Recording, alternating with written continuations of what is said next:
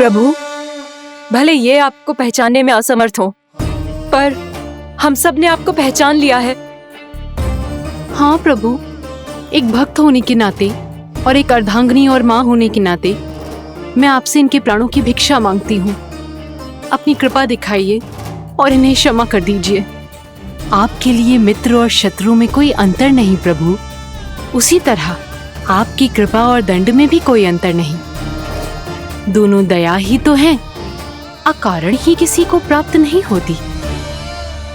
हमें विश्वास है कि हमारे पति को मिला ये दंड कोई अभिशाप नहीं है, आपका वरदान है। ये सत्य है प्रभु कि इनसे बहुत से पाप हुए हैं। इनके विष से बहुत सारे जीव जंतु को हानि पहुंची है, पर अब आपके चरण इनके शीश पर पड़ गए हैं। ऐसी कृपा तो बड़े बड़े महान महात्माओं को भी दुर्लभ है, और इन्हें प्राप्त हुआ तो अवश्य ही ये किसी महान पुण्य का ही फल है। हे प्रभु, उन्हीं पुण्य कर्मों की शक्ति का आह्वान कर मैं आपसे विनती करती हूँ, इन्हें प्राणदान दीजिए। मैं अपने इस भक्त को क्षमा अवश्य करूंगी देवियों, यदि ये अपने अहंकार को त्याग कर मुझे पहचान ले तो।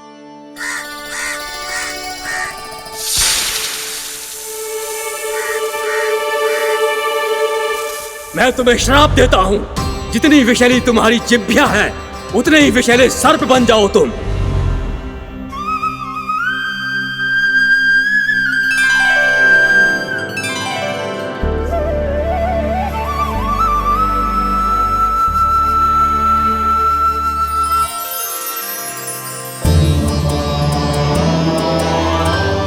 नारायण, मुझे क्षमा कीजिए नारायण।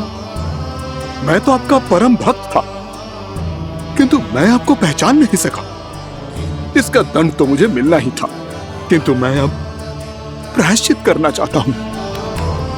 इसके लिए यदि आप मेरे प्राण भी ले लेंगे तो भी मुझे कोई दुख नहीं होगा।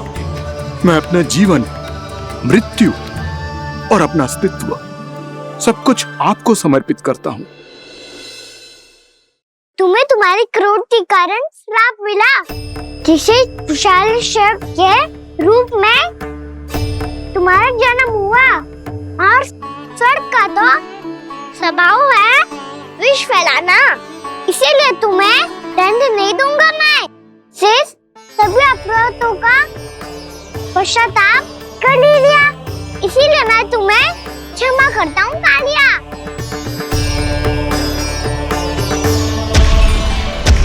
पर तुम्हें यहाँ से दूर समुद्र के बीच जाकर रहना होगा, जहाँ किसी निर्दोष का जीवन तुम्हारे विष से प्रभावित ना हो। मैं चाहकर भी आपकी इस आज्ञा का पालन नहीं कर सकता। मैं असमर्थ हूँ प्रभु, क्योंकि यदि मैं इस क्षेत्र को छोड़कर गया तो मेरी मृत्यु निश्चित है। आपसे क्या छुपा है प्रभु? आप तो जानते हैं कि सर्प जाति और आपके वाहन गरुड़ के बीच अनंत शत्रुता चल रही है, जिसका प्रारंभ नागों के द्वीप नागालय से हुआ था।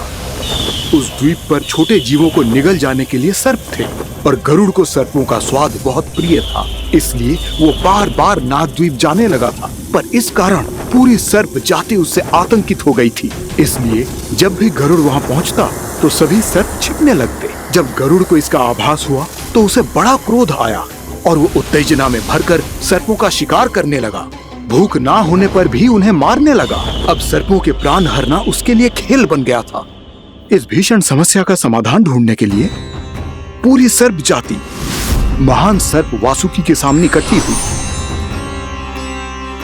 हे महान वासुकी, हमारी सहायता कीजिए। नागद्वीप पर गरुड़ ने आतंक मचा दिया है। पहले तो वो हमें अपना भोजन बनाता था, लेकिन अब हम उसके खेल का साधन बन चुके हैं। भूख हो या ना हो, जब तब आकर वो हमारे प्राण हर लेता है। अनुचित हिंसा के इस प्रथा का आरंभ सर्पों ने ही किया है। पहले आप सबने पूरे द्वीप पर अधिकार कर लिया, फिर आहार के साथ साथ आनंद के लिए भी आप सभी ने निर्दोष जीवों की हत्या की। और जब सृष्टि का संतुलन बनाए रखने के लिए गरुड़ आपको अपना आहार बनाने आया, तो आप सब अपने प्राणों की रक्षा के लिए छिपने लगे। तो फिर गरुड़ का उत्तेजित होना तो स्वाभाविक ही था। नागनाथ, जो हमने अन्य जीवों के साथ किया वही अब हमारे साथ हो रहा है, परंतु ये भी तो सृष्टि के संतुलन के विरुद्ध ही है ना। अवश्य है, इसलिए मैं गरुड़ से चर्चा करूंगा। धन्यवाद प्रभु। अब से गरुड़ को दी जाने वाली हर भेंट मुझे दी जाएगी, महाविषधारी महान नागराज कालिया को। ये और कुछ नहीं, मेरा अभिमान था प्रभु, और ये मेरे इस जन्म की सबसे बड़ी भूल थी, क्योंकि फिर जब गरुड़ को इस बारे में पता चला तो। कालिया, अभिमान में आकर तूने अपने काल को ललकारा है। जिस कालिया के नाम में ही काल छिपा है, तू उसे ललकारने का दुस्साहस कर रहा है गरुड़। स्वयं को भगवान विष्णु का वाहन कहता है, तो वाहन का ही कर्म कर। स्मरण रख, इस धरती के सर्वश्रेष्ठ योद्धाओं के लिए भी मैं मृत्यु का दूत हूं। विनाश काले विपरीत बुद्धि। तो जैसे मूर्ख सदा इस युक्ति को सार्थक करते आए हैं, अपने विनाश को आमंत्रण किया है, तो अब भोग।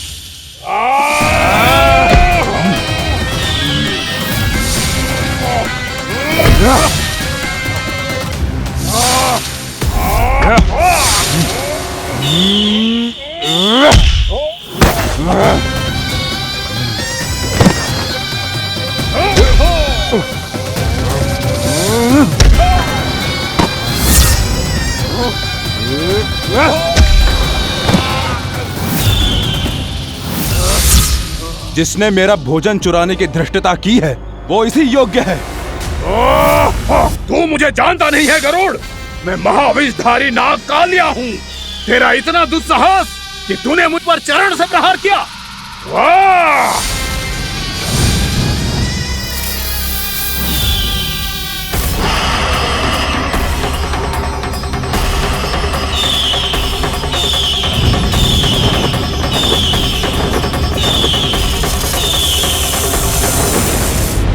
मैं अपने अभिमान में भूल गया था कि गरुड़ मुझसे कहीं अधिक शक्तिशाली है। इसलिए अपने प्राणों की रक्षा करने के लिए मैं एक स्थान से दूसरे स्थान भागने लगा। नदियां, पर्वत, यहां तक कि मैंने सागर भी लांघ डाला, पर मैं जहां भी जाता गरुड़ के रूप में मेरा काल वहीं आ जाता। इसीलिए मृत्यु की आशंका से भयभीत होकर मैं अपने बड़े भाई मां कद्रू के प्रथम पुत्र अनंत शेषनाग से राय लेने चला गया। भैया, मैं यहां आपसे आपकी सहायता लेने आया हूं। मेरी एक छोटी सी भूल के कारण यह गरुड़ मेरा पीछा कर रहा है।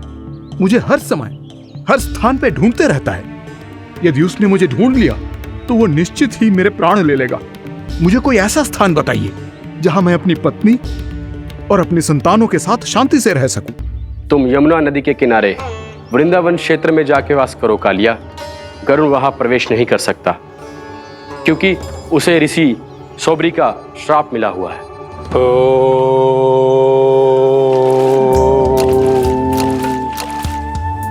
ध्यान और तपस्या का नित्य कर्म करते हुए ऋषि के मन में मछलियों के प्रति प्रेम भाव इतना बढ़ गया कि वो भूल गए सभी जीव खाद्य श्रृंखला का भाग होते हैं, और मछलियां भी इस नियम की अपवाद नहीं है। उन्हें मछलियों की अटखेली इतनी अच्छी लगने लगी कि वो इस क्षेत्र के मछुआरों को भी मछली पकड़ने की अनुमति नहीं देते थे।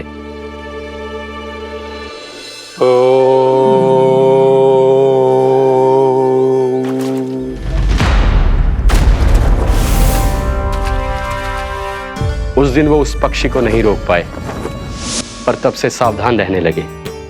यहां तक कि अपने साधना से भी अधिक ध्यान वो पक्षियों पर केंद्रित करने लगे। ठहरो!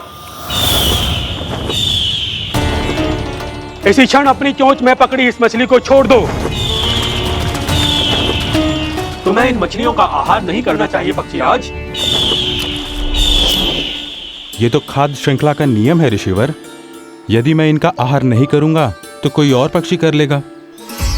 मैं अपने आनंद या प्रतिशोध के लिए इनके प्राण नहीं ले रहा। ये तो बस मेरा भोजन है। पर यह मेरा तपस्या स्थल है। तुम यहाँ शिकार करके मेरी साधना में विघ्न नहीं डाल सकते पक्षीराज। यदि आपकी यही इच्छा है तो मैं आज के बाद यहाँ नहीं आऊँगा।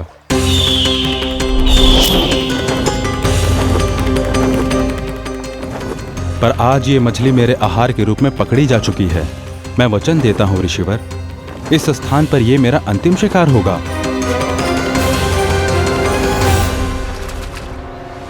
आज के बाद यदि तुमने वृंदावन की निकट उड़ान भी भरी तो तुम सैकड़ों टुकड़ों में फटकर मारे जाओगे पक्षीराज। ये मेरा श्राप है।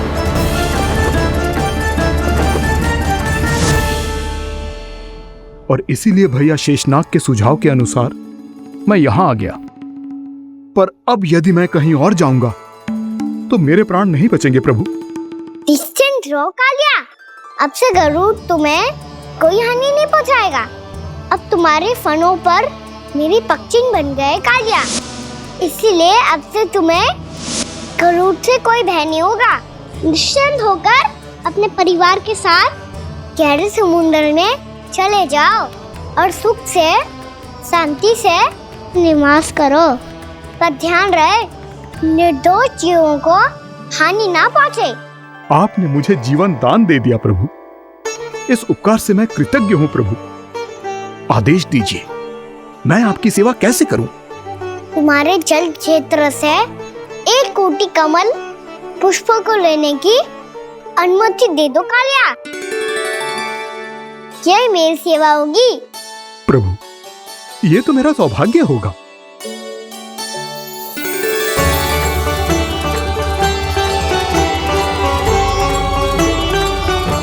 एक कोटि के स्थान पर हम 3 कोटि कमल पुष्प ले आए प्रभु।